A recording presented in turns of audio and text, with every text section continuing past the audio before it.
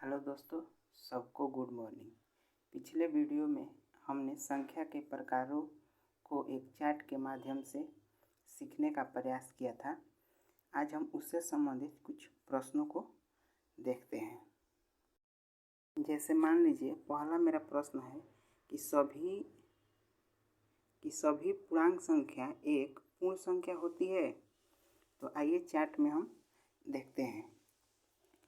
पूर्णांक संख्या एक वैसी संख्या जो एक ऋणात्मक पूर्णांक संख्या और पूर्ण संख्या को मिला देने पे पूर्णांक संख्या बनती है। तो क्या यहाँ पे जो है कि पूर्णांक संख्या एक पूर्ण संख्या है, यानी कि पूर्णांक संख्या में जितनी भी संख्या शामिल है पूर्णांक संख्या के समूह में, वो सभी पूर्ण संख्या में शामिल है। तो हम यहाँ पे अंतर स्पष्ट करके देखेंगे कि नहीं, क्योंकि इसमें जो निगेटिव मान है -3, -4 मान या -5 हो, इसमें नहीं है, क्योंकि इसमें जीरो के बाद सभी पॉजिटिव लेटर है। तो यहाँ पे ये मेरा क्वेश्चन गलत हो जाएगा, क्योंकि सभी पूर्णांक संख्या पूर्ण संख्या होती है, यहाँ पे दिया है। तो ये मेरा फॉल्स हो जाएगा, इसे असत्य। उसी प्रकार जब दूसरा क्वेश्चन देखें, क्या सभी प्राकृत संख्याएं पूर्णांक संख्या होती है? आइए चार्ट में देखते हैं। क्या सभी ये नेचुरल नंबर है 1 2 3 4, यानी कि गिनती की संख्या को प्राकृत संख्या कहते हैं। क्या सभी प्राकृत संख्या पूर्णांक संख्या होती है? यानी कि प्राकृत संख्या में जितनी भी लेटर है वो पूर्णांक संख्या में शामिल है। तो यहाँ पर स्पष्ट रूप से हम देख सकते हैं कि जितनी भी ये इसमें लेटर है 1 2 3 4 वो पूर्णांक संख्या के अंदर शामिल है। तो अतः इसमें कह सकते हैं कि सभी प्राकृत संख्या पूर्णांक संख्या होती है। ये मेरा ट्रू हो जाएगा कि सत्य। उसी प्रकार तीसरा देखेंगे कि सभी पूर्णांक प्राकृत संख्याएं होती है, यानी कि जितना भी पूर्णांक है वो प्राकृत संख्या होगी। तो नहीं, क्योंकि पूर्णांक संख्या में निगेटिव मान है, जीरो भी है, जबकि प्राकृत संख्या में मेरा केवल गिनती की संख्या है 1 2 3।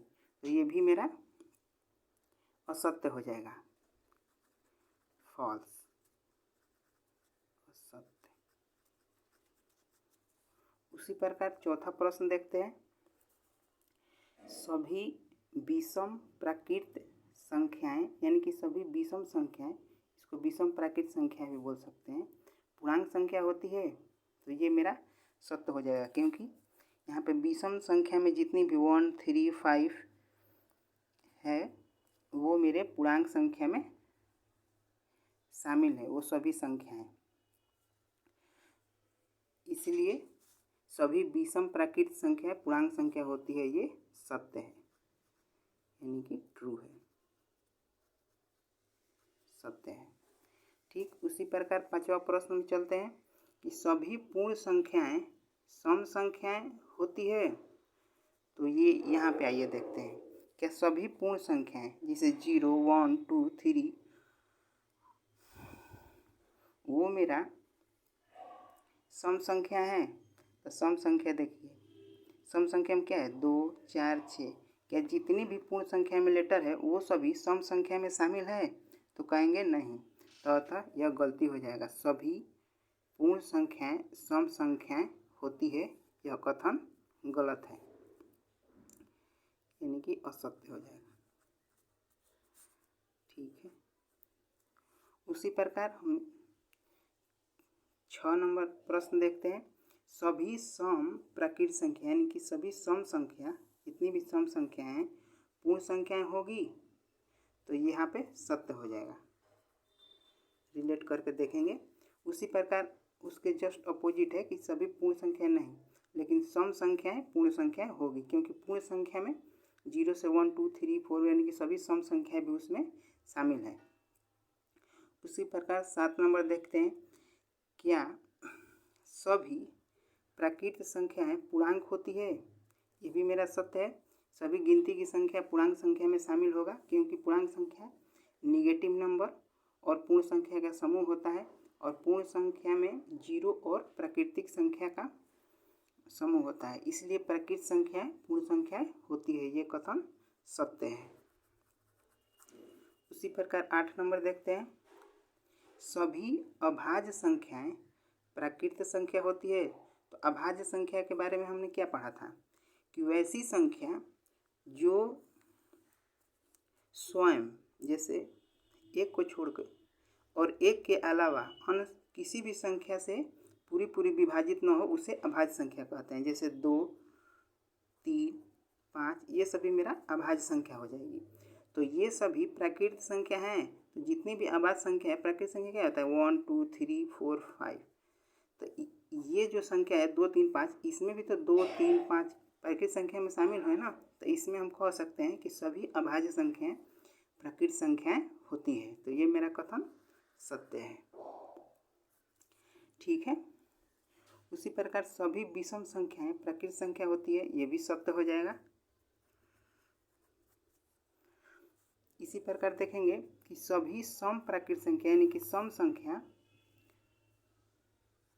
यहाँ पर देखिए सभी सम संख्याएं प्राकृत संख्या होती है। तो ये भी देख देंगे, जैसे सम संख्या 2, 4, 6 मैंने जिसमें 2 से पूरा भाग लग सके या 2 से पूरा विभाजित हो सके, उसे सम संख्या कहते हैं। ये प्राकृत संख्या 1, 2, 3 गिनती की संख्या को, तो ये जो जितना भी लेटर है गिनती की संख्या में शामिल हो जाएगा।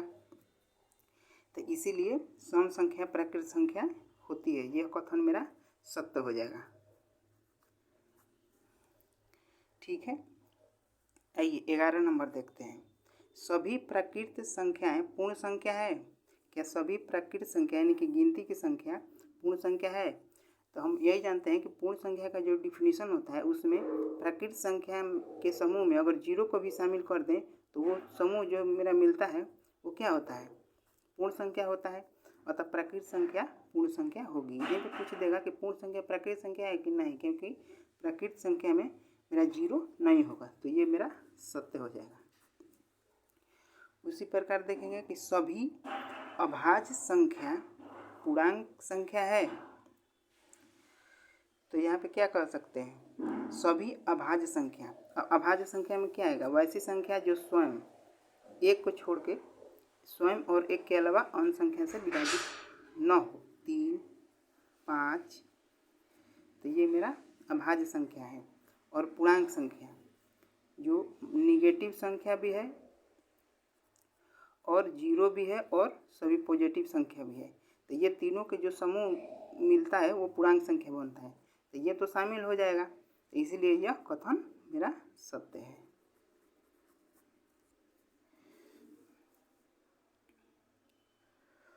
ये देखिए सभी प्राकृत संख्याएं वास्तविक संख्या होती है। तो यहाँ पे हम देखेंगे कि प्राकृत संख्या क्या है, गिनती की संख्या। यहाँ पे चार्ट पे देखिए ये प्राकृत संख्या क्या है, गिनती की संख्या और वास्तविक संख्या। यहाँ पे देखिए वास्तविक संख्या सभी संख्याएं यानी कि अपरिमेय संख्या परिमेय संख्या के समूह को वास्तविक संख्या कहेंगे। और परिमेय संख्या ही आगे विभाजित होकर पूर्णांक संख्या और पूर्णांक संख्या आगे विभाजित होकर नेचुरल नंबर और फिर प्राकृत संख्या। तो ये प्राकृत संख्या को हम वास्तविक संख्याएं कह सकते हैं। जैसे इसमें प्राकृत संख्या में 1, 2, 3, तो वास्तविक संख्या में भी मेरा 1, 2, 3 सभी प्रकार की संख्या वास्तविक संख्या कहलाती है। केवल उसमें इमेजिनरी संख्या नहीं होना चाहिए। तो ये मेरा सही हो जाएगा कि सभी प्राकृत संख्या वास्तविक संख्या होती है, सत्य है। उसी प्रकार सभी पूर्णांक संख्याएं परिमेय संख्या होती है। अब देखिए पूर्णांक संख्या क्या होता है, वैसी संख्या जैसे निगेटिव से लेके निगेटिव संख्या। यहाँ पर देखिए चार्ट में सभी प्रकार के निगेटिव संख्या 0 और पॉजिटिव संख्या, ये मेरा पूर्णांक संख्या है। क्या पूर्णांक संख्या परिमेय संख्या है? तो पूर्णांक संख्या परिमेय संख्या है, क्योंकि परिमेय संख्या को 2 भागों में बांटे हैं, फ्रैक्शन और ये। परिमेय संख्या वैसी संख्या जिसको p/q के रूप में दर्शा सकते हैं। डिफिनीशन से भी देखेंगे तो परिमेय संख्या, जैसे मान लीजिए कोई भी पूर्णांक संख्या ले लीजिए, 2 ले लेते हैं तो 2 को हम 2/1 तो p/q के रूप में दर्शा सकते हैं। और ये दोनों इंटीजर है यानी कि एक पूर्णांक है और q मेरा 0 के बराबर नहीं है। अतः सभी पूर्णांक संख्याएं परिमेय संख्याएं होते हैं यह कथन सत्य है। उसी प्रकार आइए कि सभी अपरिमेय संख्याएं वास्तविक संख्या होती है। आइए चार्ट में देखते हैं। वास्तविक संख्या को हमने दो भागों में, एक इरेशनल नंबर और रेशनल नंबर, तो हम ये कह सकते हैं कि सभी अपरिमेय संख्याएं वास्तविक संख्या होती है, लेकिन सभी वास्तविक संख्या अपरिमेय संख्या नहीं होगी, क्योंकि अपरिमेय वास्तविक संख्या का डिफिनीशन भी है कि सभी प्रकार की संख्या, यानी कि यह अपरिमेय संख्या और परिमेय संख्या को के समूह को क्या बोलते हैं, वास्तविक संख्या बोलते हैं। तो यहाँ पे अपरिमेय संख्या वास्तविक संख्या है, यह कथन मेरा सत्य हो जाएगा। उसी प्रकार ये सभी अपरिमेय संख्याएं वास्तविक संख्या होगी, ये तो हो गया मेरा सत्य है। उसी प्रकार देखिए कि सभी वास्तविक संख्याएं परिमेय संख्या होगी, ये मेरा गलत हो जाएगा, क्योंकि परिमेय संख्या में ये रूट नहीं शामिल है, √3। वास्तविक संख्या सभी प्रकार के, अपरिमेय संख्या भी इसमें शामिल है, लेकिन परिमेय संख्या में अपरिमेय संख्या शामिल नहीं है। यहाँ से भी ऐसे भी देख सकते हैं। तो यहाँ पे हम कह सकते हैं कि वास्तविक संख्याएं परिमेय संख्या नहीं हो सकता है, तो ये मेरा असत्य हो जाएगा। वास्तविक संख्याएं परिमेय संख्या है, यह कथन गलत है, गलत यानी कि असत्य, कुछ भी कह सकते हैं। ये देखिए सभी परिमेय संख्याएं वास्तविक संख्या है, ये सही है, क्योंकि सभी परिमेय संख्या वास्तविक संख्या होती है। उसी प्रकार आइए सभी वास्तविक संख्याएं अपरिमेय संख्या है। अब सभी वास्तविक संख्या अपरिमेय संख्या है नहीं, क्योंकि अपरिमेय संख्या में 1 2 3 4 नहीं शामिल है, इसमें केवल रूट शामिल होता है, तो ये मेरा गलत हो जाएगा, यानी कि असत्य। वीडियो को अंत तक देखने के लिए सबको धन्यवाद। अगर वीडियो अच्छा लगे तो लाइक, सब्सक्राइब और सबको शेयर कीजिएगा और अपना कमेंट करना नहीं भूलिएगा। धन्यवाद।